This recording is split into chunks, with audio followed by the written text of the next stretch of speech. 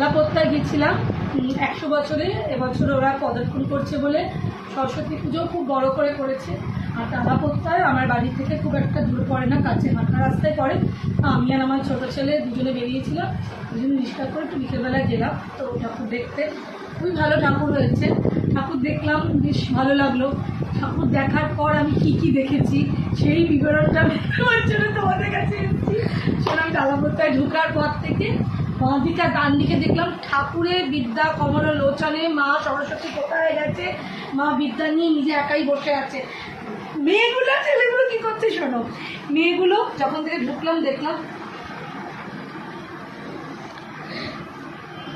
আর ছেলেগুলো কি করছে শোনো, সে বেচারারা একবার এরম হচ্ছে, একবার এরম হচ্ছে, একবার ছোট হচ্ছে, এরম বেঁকে যাচ্ছে, পছন্দ হচ্ছে না। ছেলেটা তো বলছে যে এটা ঠিক আছে, আর হচ্ছে না, সে আবার একটু এরম হয়ে যাচ্ছে, চুলটা এরম করছে, পুরো আঁচল ছুলছে, হ্যাঁ আবার একটু ঘুরছে, আবার একটু এরম করছে, এরম করছে।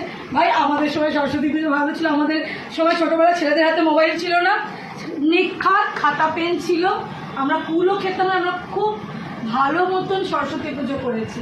এখন তো সরস্বতী পুজো না, এখন শুধু এই তালাপত্তা যারা ঠাকুর দেখতে গেছে দেখেছো দু সাইডে প্রচুর চেয়ার রেখেছে সুন্দর, শুধু এই।